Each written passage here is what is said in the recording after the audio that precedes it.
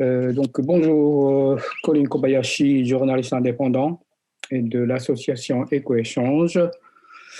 Merci Brigitte et Denis et puis le réseau coopératif de ULV de m'avoir invité à participer à cette vidéoconférence qui me permet d'expliquer la situation au fil des années. Aujourd'hui, voici donc 10 ans, jour pour jour, à 14h46, qu'a eu lieu le grand séisme à nord-est de Japon, au large de Fukushima. Une triple catastrophe avec séisme, 1 heure plus tard, tsunami et accident majeur nucléaire.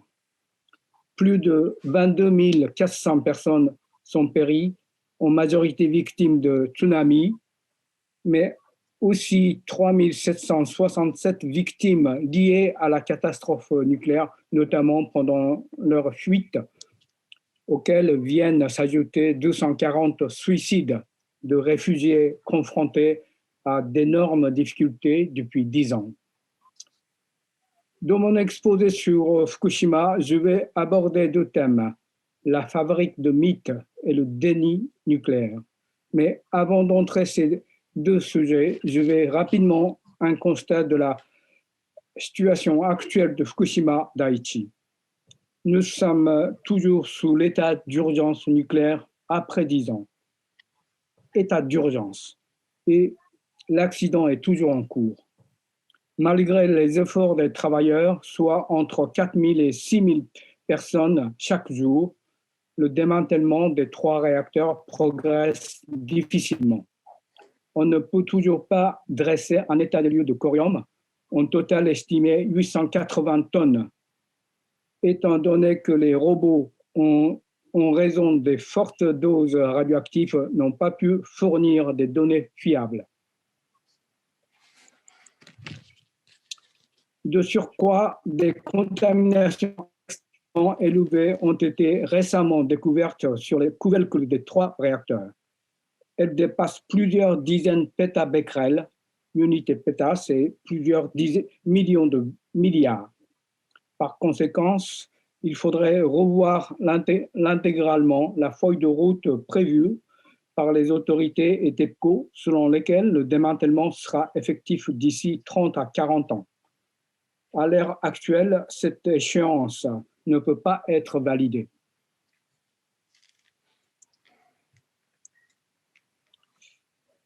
Concernant le stockage des eaux contaminées, actuellement, il y a 1 246 960 mètres cubes datés de 18 février 2021, donnés par TEPCO, d'eau contaminée stockée dans 1601 réservoirs.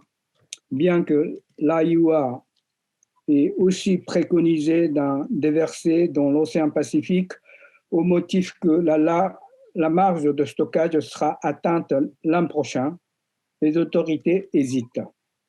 Elle ne peut pas totalement ignorer les syndicats de pêche qui, à travers le Japon, rejettent haut et fort cette solution. De plus, il suffit de bien examiner le dossier de TEPCO pour comprendre qu'il existe encore des terrains capables de stocker une telle quantité d'eau contaminée. Les experts scientifiques indépendants proposent d'en stocker en masse durcie par mortier ou dans de nouveaux gigantesques réservoirs, et cela durant une centaine d'années.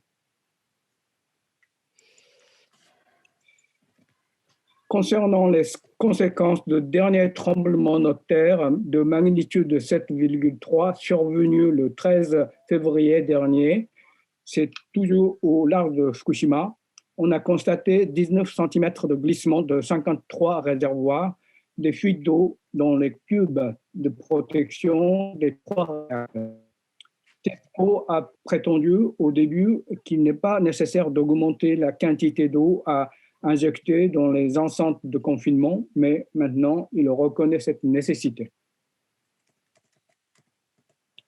Bon, je vais commencer mon premier thème au sujet de fabrique de mythes.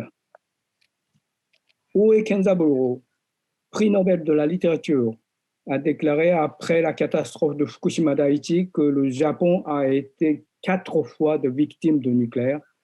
Par le passé, Hiroshima Nagasaki et le bateau de pêche Lucky Dragon No. 5, victime d'un essai nucléaire américain en 1954, sur lequel je reviendrai tout à l'heure. Pour un éclairage historique permettant de mieux comprendre la fabrication des mythes,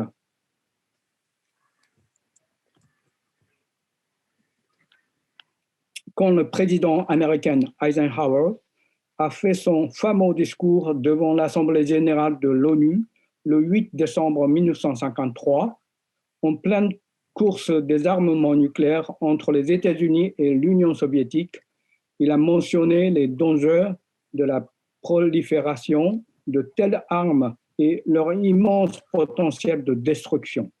C'est pourquoi Eisenhower a proposé la création de l'AIEA, Agence internationale de l'énergie atomique,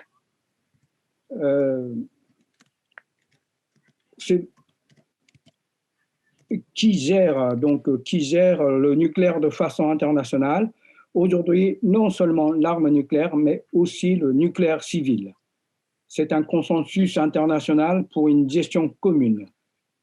Il voulait démontrer sa volonté de promouvoir l'énergie atomique à des fins pacifiques pour les domaines de la production d'électricité, de la médecine ou de l'agriculture. Cette agence, l'AIEA, est sous le contrôle du Conseil de sécurité et non sous celui de la Commission sociale et économique, comme c'est le cas de l'OMS, Organisation mondiale de la santé, dans l'organigramme de l'ONU. Dans tous les cas, le discours d'Eisenhower a servi à distinguer le nucléaire militaire du nucléaire civil. Voilà un premier mythe. L'année suivante, le 1er mai 1954, la bombe hydrogène américaine Bravo, lors d'un essai dans l'océan Pacifique, a fortement irradié un bateau de pêche japonais, un tonnier appelé Daigo Fukuryumaru, Lucky Dragon No. 5. Aikichi Kuboyama, opérateur de radio de bateau, est décédé 7 mois plus tard à la suite des effets d'une irradiation aiguë.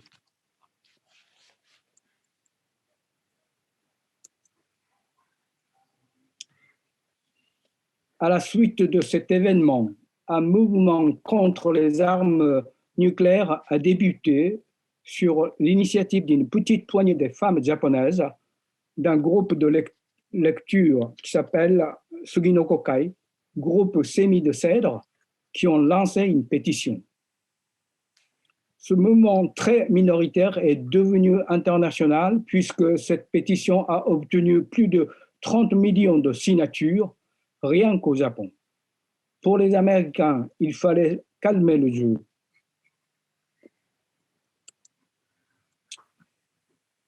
De 1955 à 1957, l'agence d'information américaine, United States Information Agency, et le journal Yomiuri ont co-organisé l'exposition Atom for Peace dans des dizaines de lieux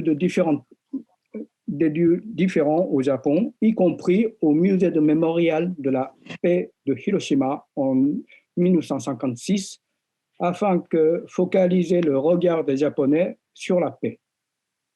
Cette agence, manipulée par la CIA, avait d'ailleurs manipulé les 3 premiers ministres successifs, Kishi, Sato et Nakasone, après la fin de la Seconde Guerre mondiale, et Masaru Shoriki, condamné comme criminel de la guerre catégorie A, comme les 3 premiers ministres, qui est devenu le patron de Yomiuri, un des journaux les plus populaires au Japon, mais aussi de Nippon Television, la première chaîne privée au Japon que Shoriki a pu lancer avec l'aval de la CIA, pour laquelle il a longtemps travaillé. En 1957, Shōriki est devenu président de la Commission de l'énergie atomique. Dans son journal, mais aussi sur la chaîne télévisée, dès 1953, de nombreuses informations se sont succédées, très médiatisées, sur la manière de surmonter le traumatisme de la défaite de Hiroshima-Nagasaki. Le nucléaire était présenté comme exclusivement civil pour la production énergétique et les soins médicaux.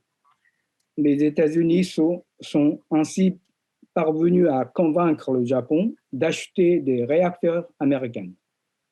Entre-temps, le gouvernement japonais a proposé au Parlement une loi relative à l'énergie atomique, la loi qui a été adoptée en décembre 1955 et derrière laquelle se cachait la volonté des leaders politiques conservateurs d'avoir un accès à la technologie nucléaire, mais à des fins également militaires. La majorité des Japonais croyaient au maintien de la paix par la menace nucléaire. Et pendant longtemps, les deux grandes organisations antinucléaires de Hiroshima et de Nagasaki ont été favorables au nucléaire civil sans réaliser que le civil et militaire étaient le recto verso d'une même monnaie.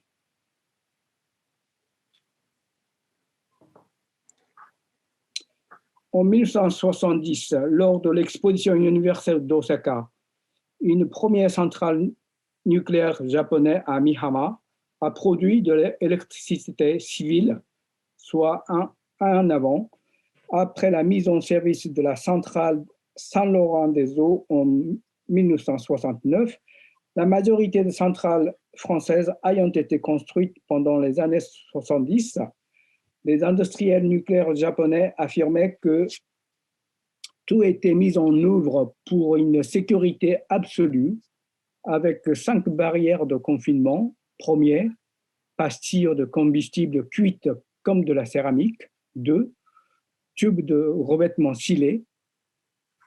3, tubes sous pression de réacteurs en acier faiblement alliés. 4, tubes de confinement de réacteurs en acier pour loger le récipient sous pression.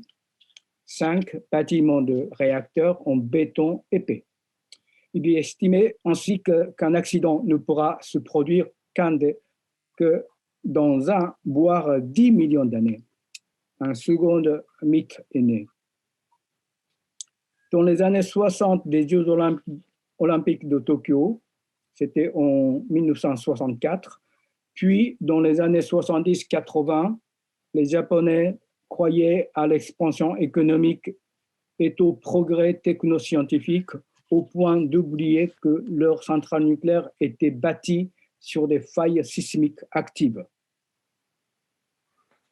Ils croyaient en une nouvelle énergie inépuisable soutenue par la meilleure technologie.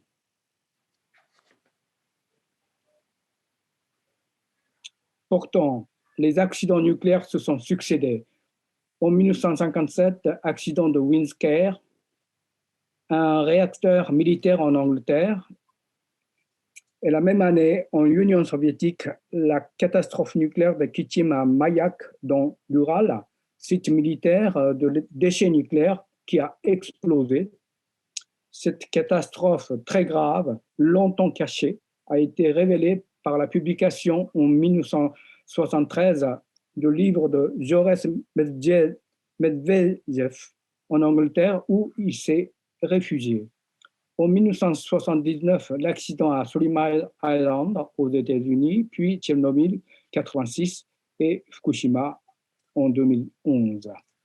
Il faut remarquer que les 3 dernières catastrophes nucléaires se sont produites sur des sites électronucléaires dont les 2 premiers possédaient des réacteurs neufs et qu'une erreur humaine a été commise. Vous vous souvenez peut-être qu'après Tchernobyl, Hans Blix, le président de l'AIUA de l'époque, avait déclaré, après l'inspection de site en 1986, qu'on pourrait supporter qu'on pourrait supporter chaque année un tel accident? J'assiste en Zoom à une conférence sur Fukushima avec Denis Guenot et une vingtaine de participants. Je ne sais pas, on va voir quand je veux. Hein. Gérard, tu peux couper ton micro, s'il te plaît? Ah oui, excuse-moi. C'est Denis qui... C'est bon? Je vais continuer. Alors, oui. L'académicien Belikov, conseiller scientifique de Gorbatchev, avait ainsi affirmé qu'il y avait plus de danger à Tchernobyl, soit les mensonges et les manipulations habituelles. Vu que les travaux de démantèlement de Fukushima Daiichi progressent très lentement et qu'une feuille de route concrète n'est établie, il est impossible de croire en une prétendue sûreté nucléaire. Aux questions fondamentales. Un accident majeur peut-il se produire dans n'importe quel pays détenteur de centrales nucléaires? La réponse est oui.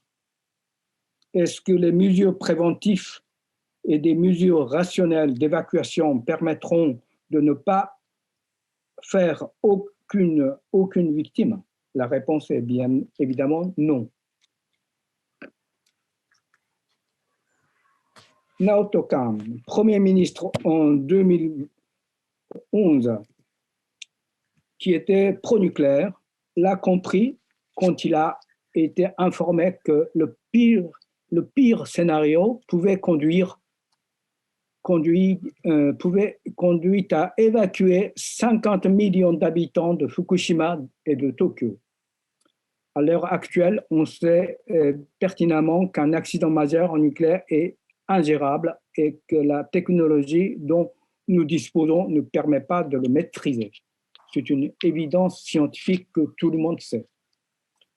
Alors que les Japonais ont régulièrement confronté à des catastrophes naturelles telles que des typhons, des séismes, des tsunamis, beaucoup ont cru au mythe de la sécurité totale des installations nucléaires. Le lobby nucléaire, selon lequel la probabilité était infime, allait jusqu'à comparer cette éventualité au passage d'une météorite qui passe au-dessus de nos têtes en pleine rue, sous-entendu, évidemment, c'était hautement improbable. On sait également que sitôt l'accident nucléaire enclenché, les conséquences en chaîne ne sont pas maîtrisables.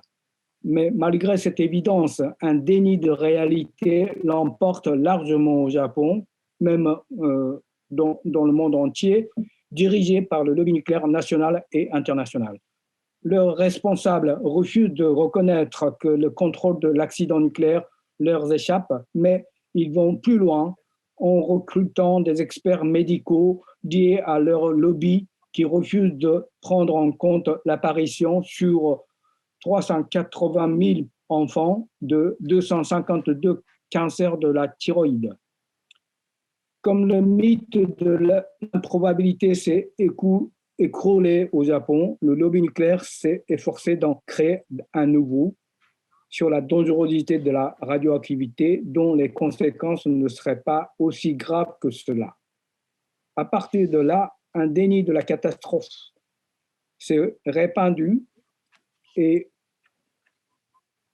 les Jeux olympiques de Tokyo sont utilisés pleinement à cette fin. Les principaux médias se sont empressés de célébrer la grande fête de l'olympisme, accompagnée, comme à l'accoutumée, d'une bonne dose de nationalisme, passant sous silence la situation sur place de la détresse des réfugiés. Il faudrait tout de même préciser que les autorités japonaises voulaient ou veulent toujours présenter ces Jeux olympiques comme la renaissance de Fukushima. Que dès 2013, quand les Jeux olympiques ont été attribués au Japon, les autorités ont décidé la réouverture d'une partie de la zone d'évacuation. C'est ainsi que le seuil de la radioactivité acceptable est passé de 1 à 20 millisievert, soit le taux toléré en temps normal pour les ouvriers de nucléaire. Le 26 mars 2020 dernier, c'est dans une zone évacuée et partiellement ou rouverte à la population, à une trentaine de kilomètres de la centrale nucléaire, que devait avoir lieu le départ de la flamme olympique. Plus précisément au Z-Village, un stade de football qui avait servi de base arrière aux ouvriers de la centrale, réquisitionné et reconstruit par TEPCO, dont 3 ex-dirigeants en 2019 ont été déclarés non coupables des conséquences de la catastrophe.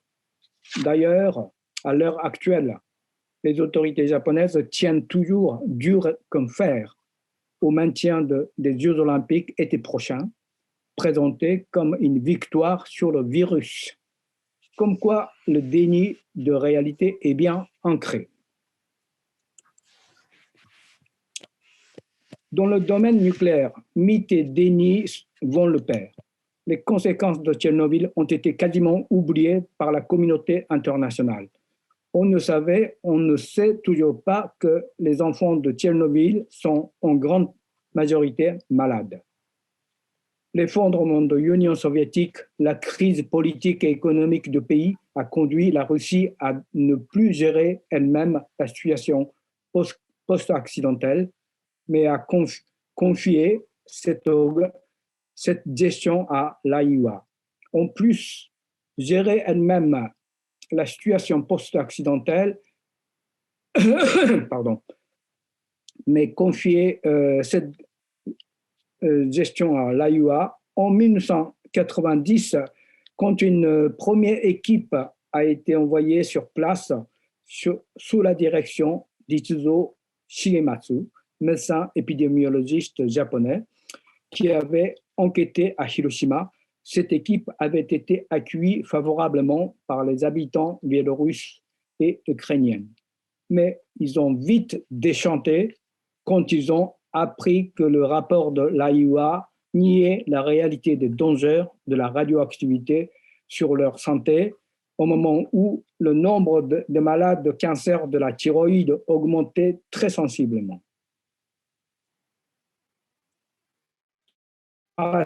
Entre 2003 et 2005, le Tchernobyl Forum a été conjointement organisé par l'OMS et l'AIUA, là encore dominé par le lobby nucléaire et ses experts. Le rapport s'est contenté de mentionner tout au plus 50 morts seulement.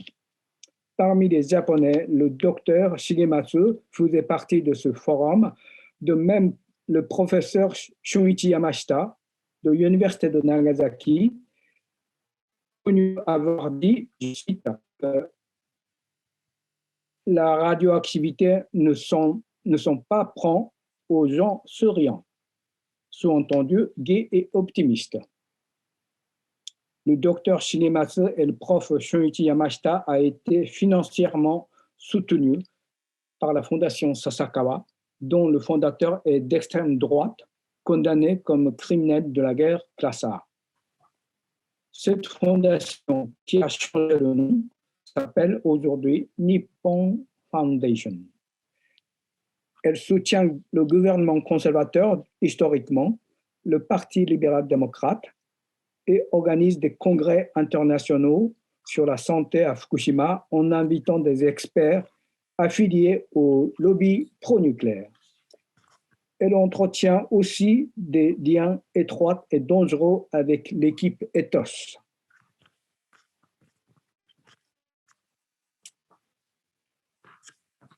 Le déni organisé par le lobby français, le projet Ethos qui a été conçu par le CEPN, une association 1901 composée de 4 membres, CEA, UDF, Areva, IRSN, sous la direction de Jacques Lochard. Le CEPN a été fondé en 1976 sous l'impulsion du docteur Henri Jamet de CEA. Son budget annuel est de l'ordre de 2 millions d'euros. Toutefois, son existence est fondamentalement contradictoire et révèle un conflit d'intérêts, étant donné que ces 3 organisations pro-nucléaires et industrielles travaillent en étroite collaboration dans son évaluation des risques nucléaires avec une institution telle que l'IRSN. Or, l'IRSN, dont la mission est en principe de garantir la sécurité de la population face aux risques radioactifs, est complice d'organismes industriels. Face à de telles collusions, l'arbitrage et les rapports scientifiques indépendants ne peuvent être assurés. Il doit donc être totalement exclu de collaborer avec eux. Le projet ETHOS débute en 2096, 10 ans plus tard après la catastrophe de Tchernobyl. Une équipe pluridisciplinaire a été créée, composée d'un agronome, d'un spécialiste en informatique, d'un expert de la théorie de la sécurité du système, d'un sociologue et psychanalyste, etc.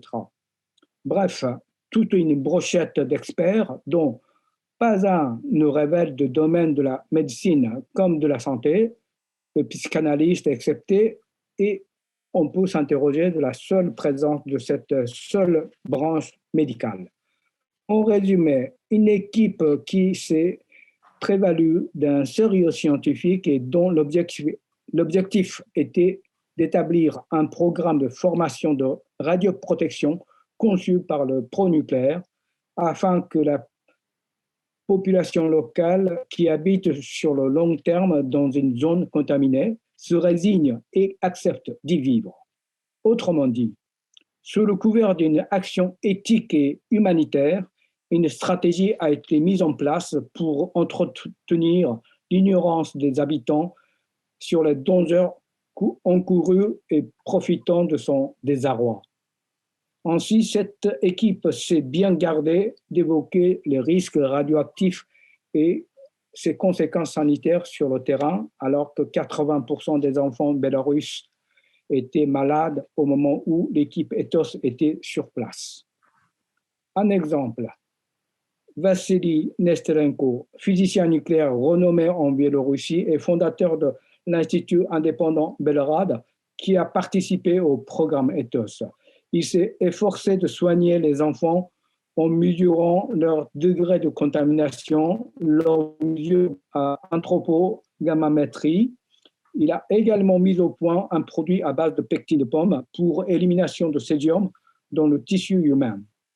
Le projet ETHOS a lancé 2 autres projets similaires, CORE et SAGE, financés par la Commission européenne. Maintenant, 3 projets sont devenus la référence officielle de la communauté européenne. Sur la liste de CEPN, vous pouvez obtenir toutes les informations de ces 3 projets.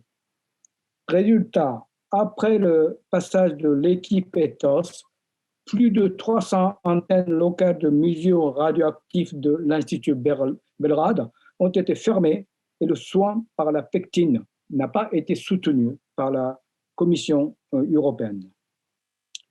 Des projets similaires ont été lancés par l'ASN comme PAREX ou CODIRPA, Comité directeur pour la gestion de la phase post-accidentelle en France, dirigé toujours par Mutadis en 2005. S'inscrivant dans le prolongement ETHOS-CORE-SAGE uniquement dans le but de rétablir la zone contaminée sur le long terme.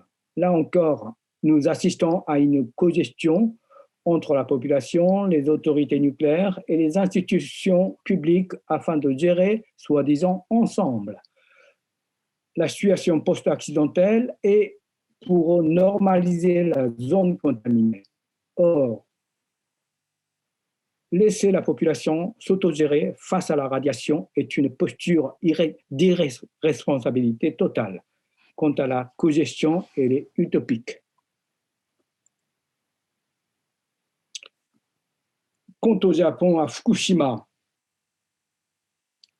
le séminaire de projet ETHOS était changé en dialogue initiative sans changement de philosophie de projet ETHOS. Près d'une vingtaine de séminaires ont été organisés, surtout à Date, ville dont le maire était pro-nucléaire. Se sont ainsi réunis aux côtés de Jacques Lochard, des collègues japonais et français, également membres de la CIPR, de la CEPN, de l'IRSN ou de l'ASN, et également de NEA, Agence d'énergie nucléaire européenne. Le but de ces séminaires à répétition était évident, tout mettre en œuvre pour que la population continue à vivre dans la zone contaminée sans être évacuée. Et pour ce faire, responsabiliser les habitants, enseigner l'autogestion de la radioprotection, mais j'insiste, en absence complète de soins médicaux, à commencer par ceux dispensés aux enfants. Cette association Ethos in Fukushima, née en 2011, met en évidence étroite complicité puisque sa présidente, Ryoko Ando, a préconisé la recommandation numéro 111 de la CIPR pour la population habitant dans la zone contaminée de long terme. Or, les acteurs principaux de cette recommandation ne sont autres que Jacques Lochard et Thierry Schneider. Et c'est sur l'impulsion de Lochard que cette association a changé de nom en 2019 et s'appelle maintenant Fukushima Dialogue, pour laquelle IRSN a créé un beau site en ligne de même nom.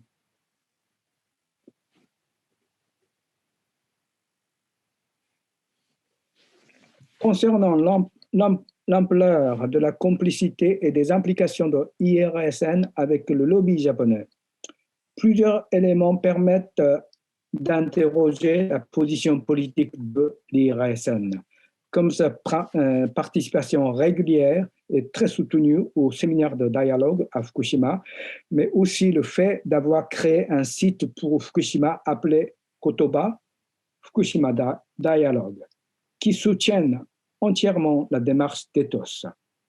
Dans le magazine de IRSN, Repère, on peut lire dans le numéro 29 avril 2016, je cite, « On ne craint la catastrophe à libérer de strontium et de plutonium très toxiques qui ne sont pas présents au Japon. » Fin de citation. Et Dr Jean-René Jourdain, un des membres de l'IRSN, est allé jusqu'à affirmer qu'il n'existe pas de preuve que la dose inférieure à 100 000 sieverts par an puisse provoquer des cancers. Autre aberration. Pour terminer, j'ajoute une dernière information, une preuve récente de déni. Je cite la dernière information négationniste en provenance de l'organisme onusien UNSCEAR, United Nations Scientific Committee on the Effect of Atomic Radiation. Le 9 mars dernier, Gillian Hirst, présidente de UNSCEAR, a estimé, se basant sur un rapport publié en 2013, que les conséquences néfastes sur la santé des habitants de Fukushima pouvant être directement attribuées à l'exposition aux radiations n'ont pas été documentées. La conclusion est exactement la même qu'à l'époque de Chernobyl Project en 1990-91, puis en 2003-2005. Comme on le constate, la violence structurelle vient de la plus haute instance de l'Organisation mondiale. Il nous faut donc plus que jamais travailler à déconstruire et à contrecaler de tels dénis. Je vous remercie pour votre attention.